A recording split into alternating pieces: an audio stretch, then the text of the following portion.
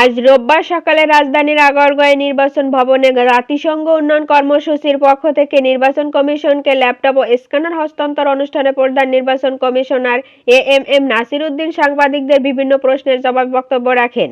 বিএনপির পক্ষ থেকে জাতীয় নির্বাচন জুলাই-আগস্টের মধ্যে অনুষ্ঠিত করার যে দাবি তোলা হয়েছে সে সম্পর্কে সিইসি বলেন, আমরা রাজনীতির মধ্যে ঢুকতে চাই না, আমরা শুধু আইনকানুন, বিধিবিধান ও সিস্টেমের মধ্যে থাকব। তিনি আরও বলেন, আমরা একটি ফ্রি এবং ফেয়ার নির্বাচন উপহার দিতে চাই যেখানে সব পক্ষ তাদের মতামত দিতে পারবে এবং তারা নির্বাচনে অংশ নিতে পারবে, তবে অবশ্যই নিয়মকানুন অনুসরণ করে হবে।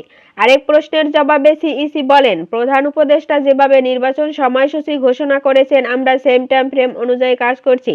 তিনি আরও জানান, আগামীকাল থেকে ভোটার তালিকা হালনাগাদ করার কাজ শুরু হবে। এ বিষয়ে ইসি আশা করেছেন ৬৫,০০০ কর্মী নিয়োগ করে প্রক্রিয়াটি ৬ মাসের মধ্যে শেষ করা হবে।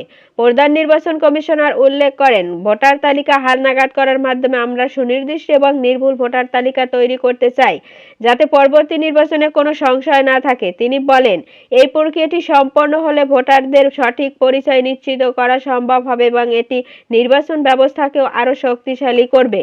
প্রধান নির্বাচন কমিশনার আরও জানান, যে সময়সীমা প্রধান উপদেষ্টা নির্ধারণ করেছেন সেই অনুযায়ী নির্বাচন কমিশন কাজ করছে। ভোটার তালিকা হালনাগাদ কার্যক্রমের মাধ্যমে নির্বাচনী প্রস্তুতি শুরু হওয়ায় জনগণের মধ্যে আস্থার সৃষ্টি হবে বলে তিনি আশা প্রকাশ করেন। এছাড়া সিইসি আরও বলেন, আমরা চাই একটি সুষ্ঠু নির্বাচন হোক যেখানে সকল পক্ষের অংশগ্রহণ থাকবে এবং জনগণ তাদের ভোটাধিকার সঠিকভাবে প্রয়োগ করতে পারবে। উল্লেখ্য, গত ১৬ ডিসেম্বর বিজয় দিবসের ভাষণে প্রধান উপদেষ্টা ডক্টর মোহাম্মদ ইউনূস নির্বাচনের সম্ভাব্য সময়সূচি সম্পর্কে ধারণা দেন এবং জানান যে নির্বাচনের সময় নির্ধারণের জন্য রাজনৈতিক ঐকমত্য এবং নির্বাচনী সংস্কারের উপর গুরুত্ব দেওয়া হবে।